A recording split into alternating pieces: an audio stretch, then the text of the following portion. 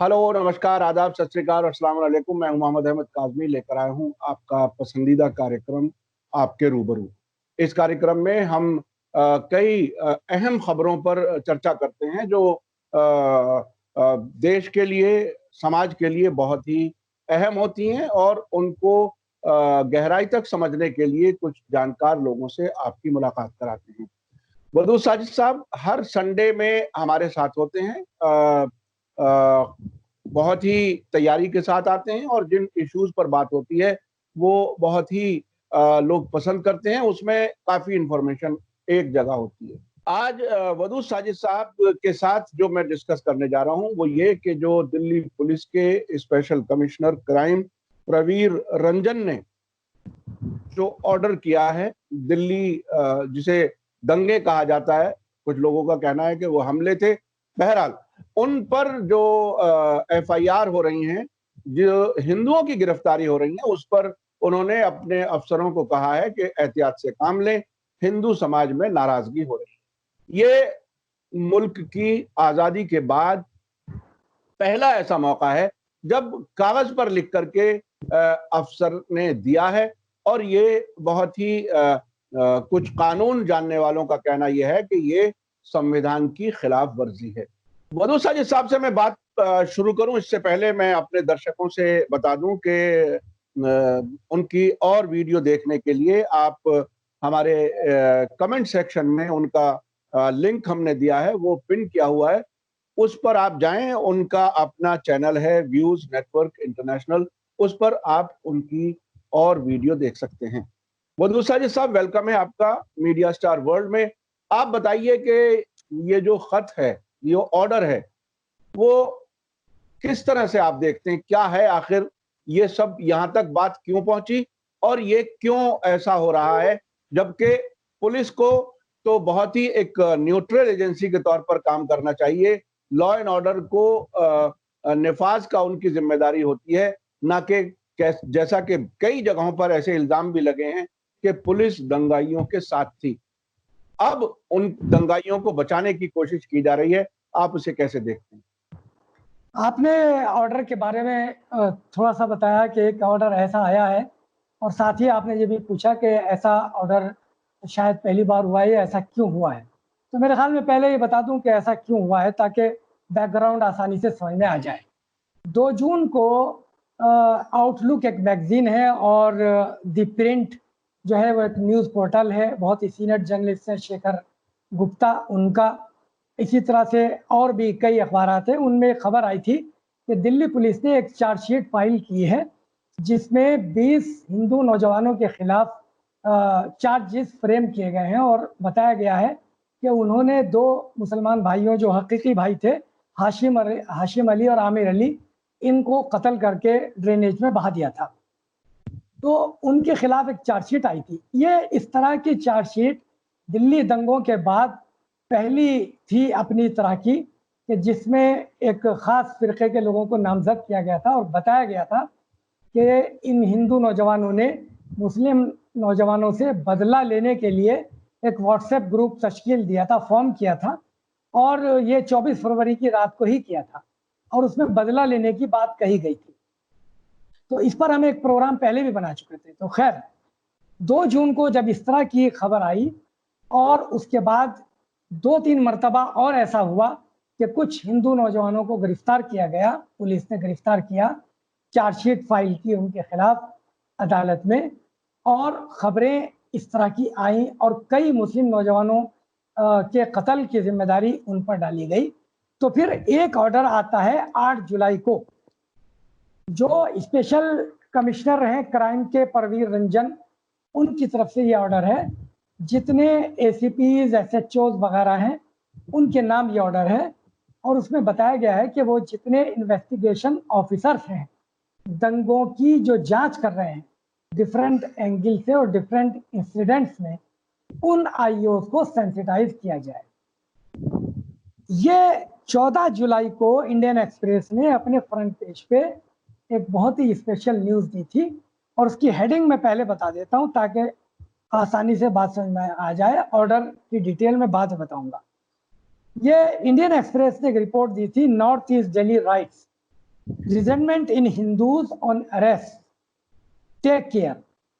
यानी हिंदुओं में गिरफ्तारियों को लेकर बहुत ही बेचैनी है और बड़ी उसकी इज़्तिराब है उनके अंदर, इसलिए ज़रा देखभाल करके काम करो।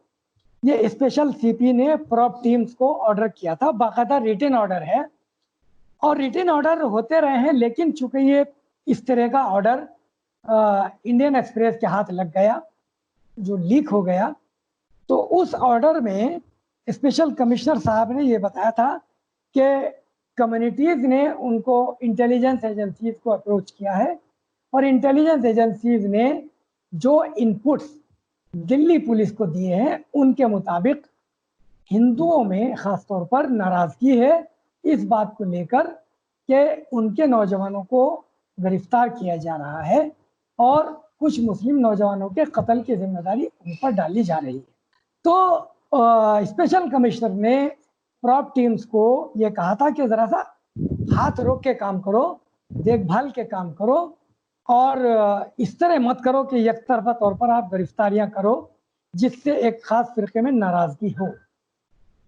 और ये भी कहा था कि जब आप चार्जेस फ्रेम करें तो अच्छी तरह से पहले एविडेंसेस को देख लें, आरोप सिद्ध हो रहे हैं ये नहीं हो रहे हैं ये देख लें। और ये भी कहा था, जो बिल्कुल अनोखी बात है, कि जो स्पेशल पब्लिक प्रोसिक्यूटर्स हैं, यानी जो सरकारी वकील हैं, जो दंगों के केसेस को अदालतों में लड़ेंगे। अच्छा, मैं एक बात और बता देता हूँ काजी साहब, कि जब सरकार केस लड़ती है कोर्ट में किसी भी क्राइम का, तो वो क्रिमिनल्स के खिलाफ लड़ती है, विक्टिम्स के खिलाफ नहीं लड़ती। विक्टिम्स की तो वो वकील होती है और क्रिमिनल्स के खिलाफ केस लड़ती है। ये सरकार की जिम्मेदारी होती है कि वो क्रिमिनल्स के खिलाफ केस लड़े और विक्टिम्स के हक में केस लड़े। लेकिन यहाँ पुलिस ऑफिसर जो स्पेशल पुलिस कमिश्नर हैं, वो आईओज को ये ऑर्डर दे रहे हैं कि आप कोई भी चार्ज फ्रेम करने से पहले इन पब्लिक प्रोसिक्यूटर से मशवरा कर लें, जो बिल्कुल अनोखी बात है। और मशवरा कर लें और ये देख लें कि क्या उनके खिलाफ ये केसेस बन भी रहे हैं या नहीं।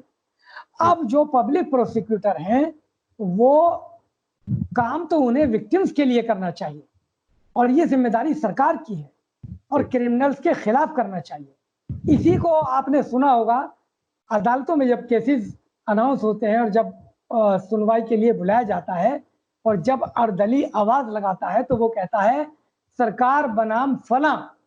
तो जब वो सरकार बनाम कहता है तो सरकार का मतलब होता है कि सरकार विक्टिम्स के लिए लड़ रही है और बनाम का मतलब होता है क्रिमिनल्स के खिलाफ लड़ रही है। तो लेकिन यहाँ जिस तरह से ऑर्डर दिया जा रहा है वो ऑर्डर क्रिमिनल्स के हक में जा रहा है, विक्टिम्स के खिलाफ जा रहा है। जी।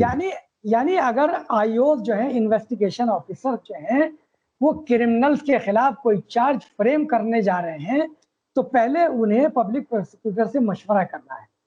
पब्लिक प्रोसिक्यूटर्स सारे वो हैं जो दिल्ली पुलिस के मशवरे से अपॉइंट किए गए हैं और जो विक्टिम्स के खिलाफ केसेस लड़ने में मशहूर हैं। मिसाल के तौर पर तुषार मेहता, जो इतने बड़े अफसर हैं, सेंट्रल गवर्नमेंट ऑफ इंडिया के रिप्रेजेंटेटिव हैं सुप्रीम कोर्ट में और वो सॉलिसिटर जनरल हैं, वो दिल्ली के दंगों के केसेस भी देखेंगे। हालांकि अब उन पर एक झगड़ा खड़ा हो गया है और जो दिल्ली पुलिस, दिल्ली गवर्नमेंट के जो वकील हैं राहुल मेहरा, उन्होंने अड़ंगा लगा दिया है, तो अब तुषार मेहता वो केसेस नहीं लड़ रहे हैं। लेकिन जो पब्लिक प्रोसिक्यूटर्स हैं उनका अपॉइंटमेंट दिल्ली के लेफ्टिनेंट गवर्नर ने किया है और दिल्ली पुलिस की सिफारिश पर किया है। और दिल्ली पुलिस इस समय सेंट्रल गवर्नमेंट के अंडर में है, यानी अमित शाह जो यूनियन होम मिनिस्टर हैं, डायरेक्ट उनके अंडर में है।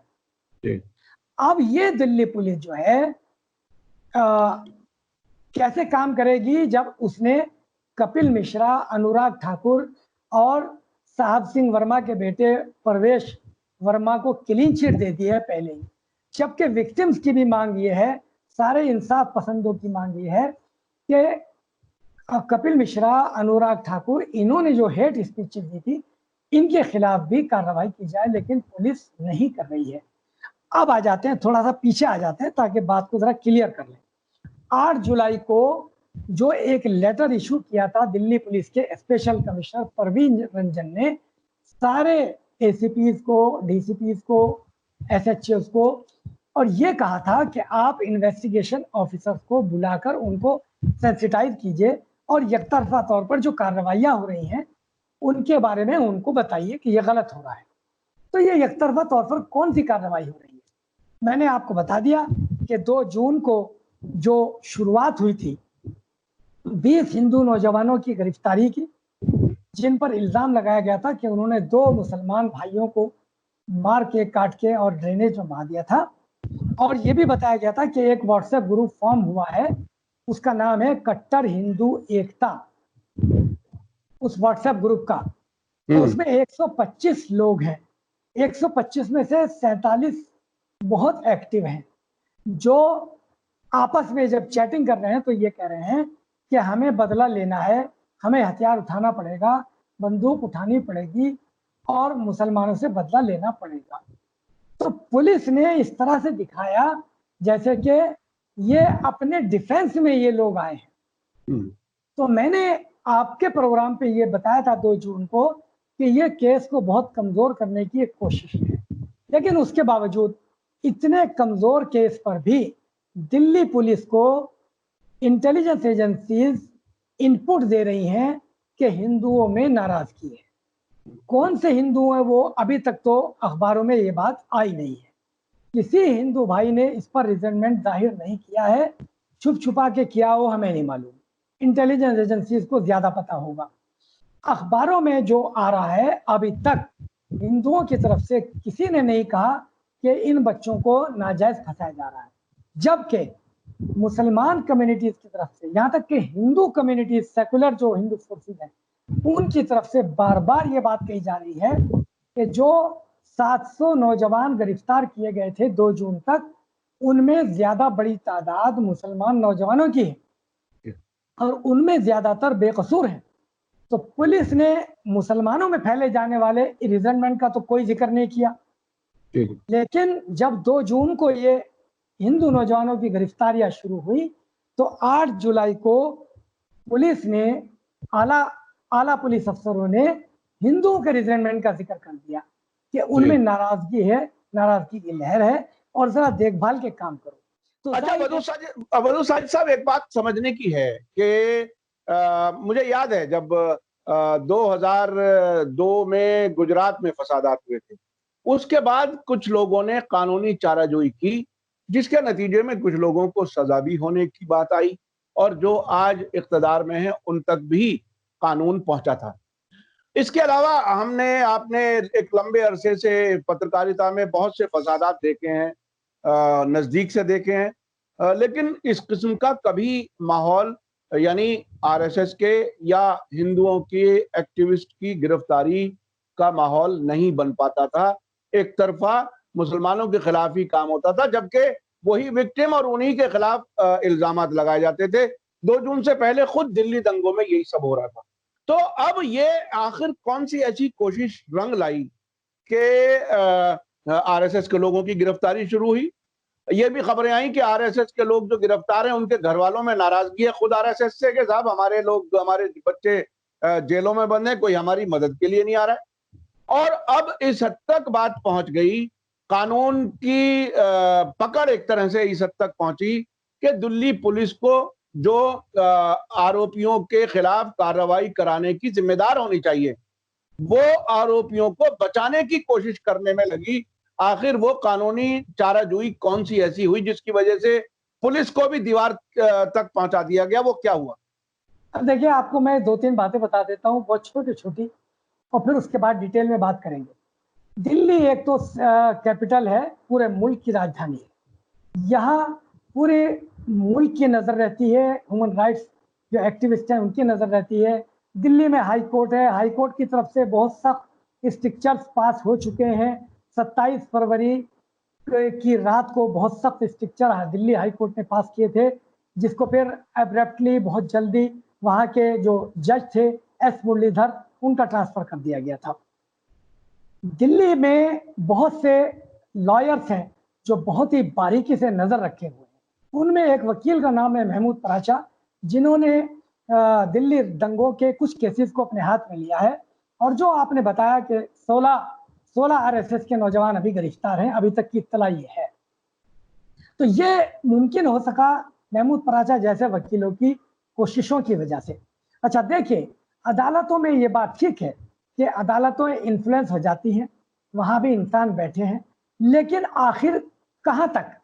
एक हद तक गुजरात में जहां सुप्रीम कोर्ट के चीफ जस्टिस वीएन खरे को यह कहना पड़ा था कि ऐसा लगता है कि गुजरात में इंसाफ का मिलना नामुमकिन हो गया है, जहां ये बात कहनी पड़ी थी, मगर उसके बावजूद वहां माया कोदनानी जो मिनिस्टर थी गुजरात हुकूमत में, नरेंद्र मोदी जब वजीर आला थे, उनको सजा हुई, उम्र कैद की सजा हुई। इसी तरह जो प्रदीप पटेल जो बजरंग दल के थे और जिनको सबकी सपोर्ट हासिल थी, और बाबू बजरंगी, इनको सजा हुई, सजाए उम्र कैद हुई। आज भी ये लोग सजा भुगत रहे हैं। कुछ मेडिकल ग्राउंड पे कुछ लोगों को जमानत भी मिली।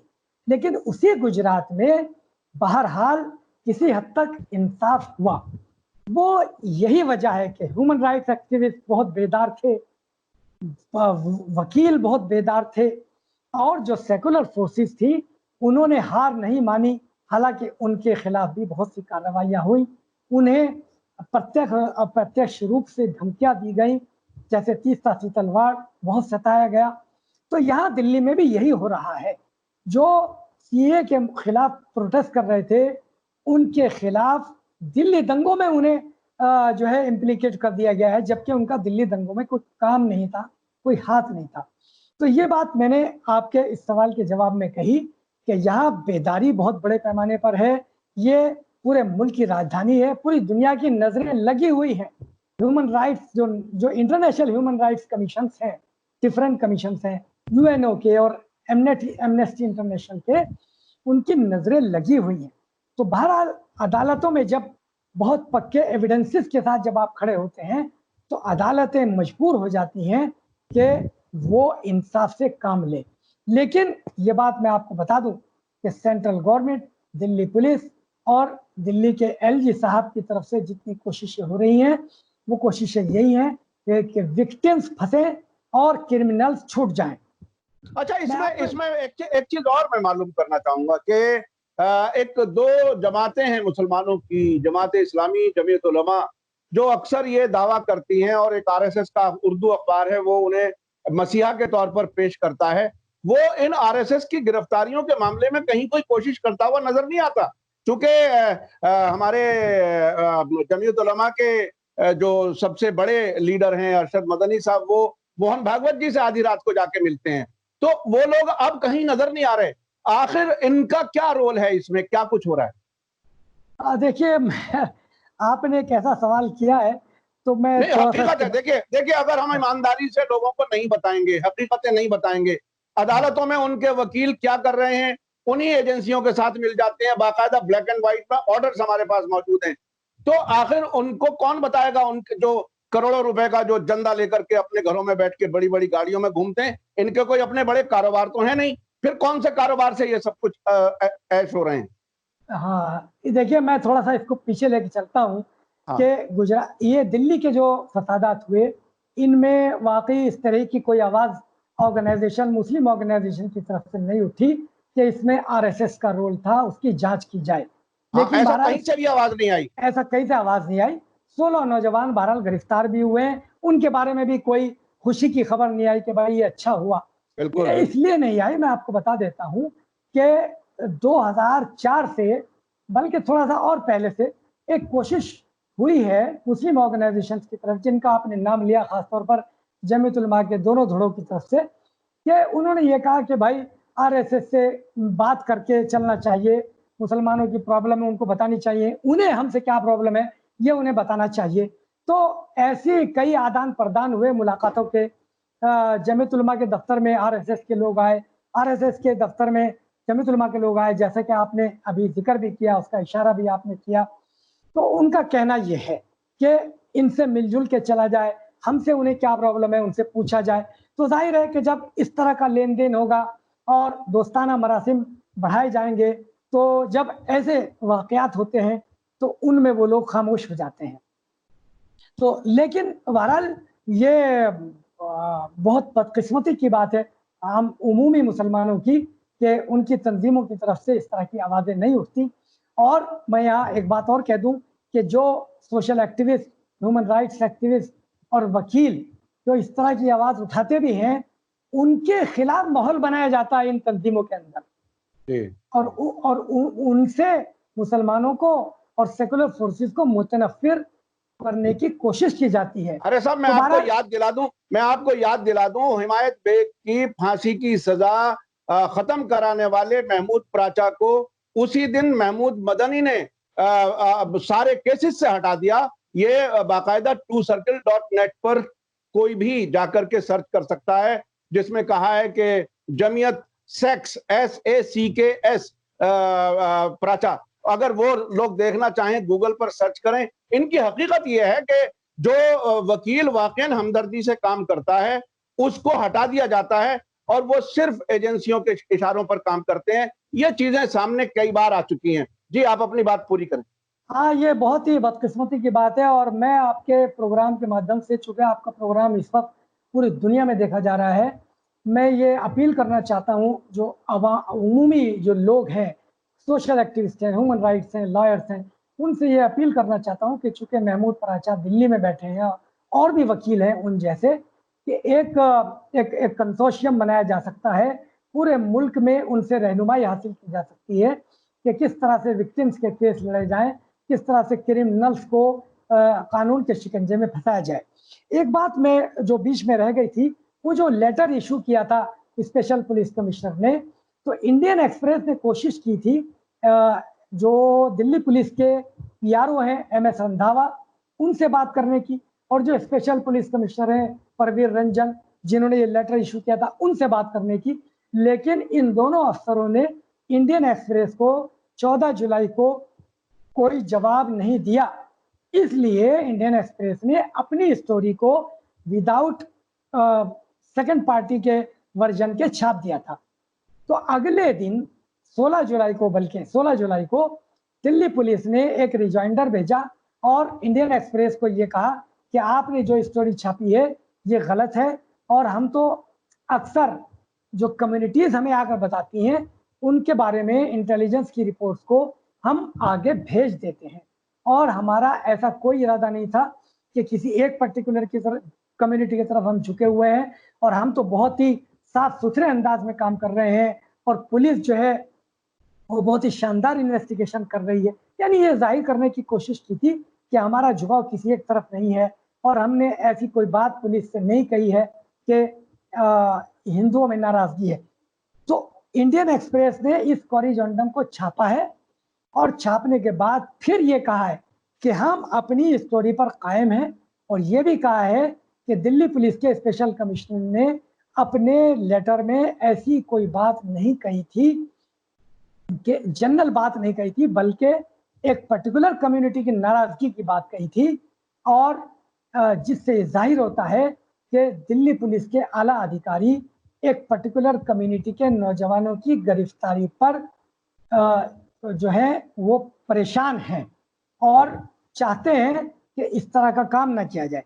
अब यहाँ एक बात मैं अपनी तरफ से मीडिया स्टार के माध्यम से दिल्ली पुलिस को कहना चाहता हूँ, अदालतों को कहना चाहता हूँ कि आपको एक खास कम्युनिटी की नाराजगी और रिजेंटमेंट की तो फिक्र है, लेकिन 2 जून तक जो यकतरफा तौर पर गिरफ्तारियां हुई, विक्टिम्स की गिरफ्तारियां हुई, 57 या 58 नौजवान मारे गए, जिनमें 38 नौजवान मुसलमान थे, और गिरफ्तारियां भी उन्हीं की ज्यादा हुई। 700 नौजवान 2 जून तक गिरफ्तार हो चुके थे, जिनमें 600 से ज्यादा यानी 700 के आसपास मुस्लिम नौजवान थे। तो उनकी तो आपको गिरफ्तारी की फिक्र नहीं, जबकि मुस्लिम कम्युनिटी बार बार कह रही थी, रिप्रेजेंटेशन दे रही थी कि विक्टिम्स को गिरफ्तार किया जा रहा है, मुस्लिम नौजवानों को गिरफ्तार किया जा रहा है, जिनके खिलाफ फसादात में कार्रवाइयां हुई, उनको गिरफ्तार किया जा रहा है, तो उस पर तो आपने कोई मुस्लिम कम्युनिटी के रिप्रेजेंटेशन को आईओ से उसको शेयर नहीं किया आपने। लेकिन जैसे 2 जून को गिरफ्तारी हुई शुरू हुई चंद हिंदू नौजवानों की, जिनके बाकायदा सबूत पुलिस ने पेश किए हैं, ये हम नहीं कह रहे हैं, पुलिस ने पेश किए हैं, चार्जशीट बनाकर पेश की है, और उसके बाद फिर आपको रिजेंटमेंट का ख्याल आया। इसी तरह से मुसलमान बार बार कह रहा है, और मुसलमान ही नहीं, हिंदू सेकुलर फोर्सेस बार बार कह रही है कि कपिल मिश्रा, अनुराग ठाकुर और परवेश वर्मा की हेट स्पीचेस की वजह से फसादात फूटे। दिल्ली हाईकोर्ट कह रही है और दिल्ली पुलिस कमिश्नर से कह रही है कि इनकी हेट स्पीचेस को सुनिए और फिर तय कीजिए और इनके खिलाफ एफआईआर कीजिए। तो आप दिल्ली हाईकोर्ट में दिल्ली पुलिस बाकायदा कह रही है कि इनके खिलाफ कोई एविडेंसेस नहीं है, लेकिन जो जिनके खिलाफ खुद दिल्ली पुलिस ने एविडेंसेस गैदर किए हैं, कलेक्ट किए हैं, उन्हें आप जो है इस तरह का ऑर्डर दे रहे हैं। तो ये बाकायदा एक बहुत बड़ी साजिश है, और जो चंद हिंदू नौजवान गिरफ्तार हुए हैं उनकी वजह से जो हिंदू खेमा है, आरएसएस का खेमा, मैं हिंदू खेमा नहीं कहूँगा, हिंदू तो आज भी बहुत अच्छे हैं, सेकुलर हैं। और मैं आपको बता दूं काजमी साहब कि इस दिल्ली में ये जो चंद हिंदू नौजवान गिरफ्तार हुए हैं, इनकी गिरफ्तारी पर आम हिंदुओं में कोई रिजनमेंट नहीं है, बल्कि सिर्फ आरएसएस में, जैसे कि आपने कहा। तो ये बहुत गलत हो रहा है, और पुलिस इस तरह से इन्वेस्टिगेशन को इन्फ्लुएंस करने की कोशिश कर रही है। जो आईओज ईमानदारी से कोर्ट में चार्जेस फ्रेम करके बता रहे हैं और अपनी बात रख रहे हैं, हालांकि क्या ईमानदारी, मैं आपको बता देता हूं कि मेरे ख्याल से कोई बात अगर खास रह गई हो तो मुख्तसर कर लीजिए, क्योंकि वक्त काफी हो गया है। बहुत इंपॉर्टेंट बात है काजमी साहब कि जो ये बहुत बड़ी बात है, हम इन पुलिस वालों को, हालांकि ये इनकी जिम्मेदारी है, लेकिन फिर भी जो माहौल इस तरह का है, हम इस पुलिस को सलाम करते हैं जिसने कट्टर हिंदू एकता का जो व्हाट्सएप था और जो ग्रुप था उसको अनर्थ किया, बेनकाब किया। इन्हें हम सलाम पेश करते हैं। लेकिन हम एक सवाल करते हैं कि जिन मुस्लिम नौजवानों को आपने गिरफ्तार किया, उन पर तो धारा 120B यानी मुजरिमाना साजिश और 153A यानी कम्युनिटीज के दरमियान दुश्मनी को फरोग देना, इन पर तो आपने ये धाराएं लगाई हैं। लेकिन जो हिंदू नौजवान गिरफ्तार हुए हैं उन पर ये 2 धाराएं नहीं लगाई हैं, तो इसलिए उनके चांसेस तो वैसे भी छूटने के हैं, और जब ऐसे प्रोसिक्यूटर होंगे तुषार मेहता जैसे, तो और ज्यादा चांसेस हो जाते हैं। लेकिन बहरहाल हमें अदालत पर यकीन है। 16 आरएसएस के कारकुन गिरफ्तार हुए हैं, जैसे कि आपके प्रोग्रामों में मैंने देखा, महमूद पराचा को भी मैंने सुना, और इस पर कई प्रोग्राम आपने बनाए भी हैं। तो अदालत पर बहरहाल भरोसा रखना चाहिए। हमारे मुल्क की अदालतें, इंसाफ अभी जिंदा है, चाहे किसी भी सतह का हो, और पुलिस में भी अच्छे अधिकारी अभी मौजूद हैं, लेकिन आंखें खुली रखनी चाहिए।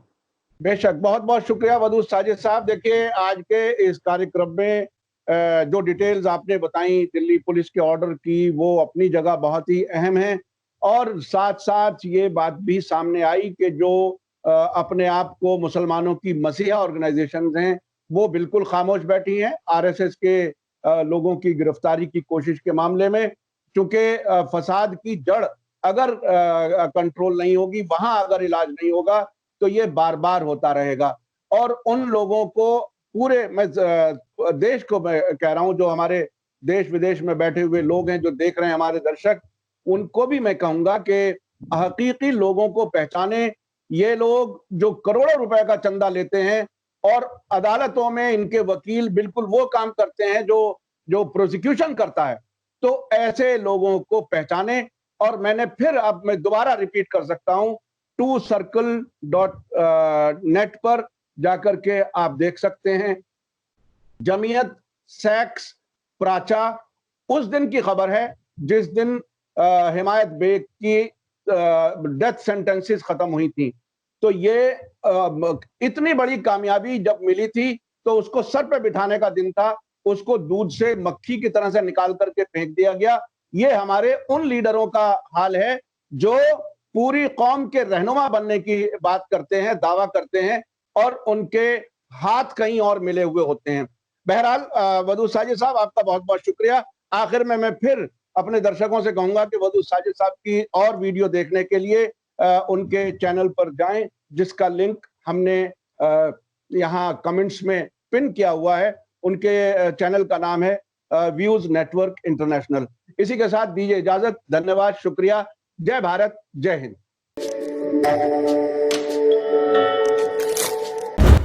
मीडिया स्टार वर्ल्ड के और वीडियो देखने के लिए हमारे चैनल को सब्सक्राइब करें और सीधे नोटिफिकेशन पाने के लिए बेल आइकन दबाएं। और अगर हमारी खबर सच्ची और अच्छी लगे तो अपने व्हाट्सएप, इंस्टाग्राम, फेसबुक और ट्विटर अकाउंट पर ज़रूर शेयर करें।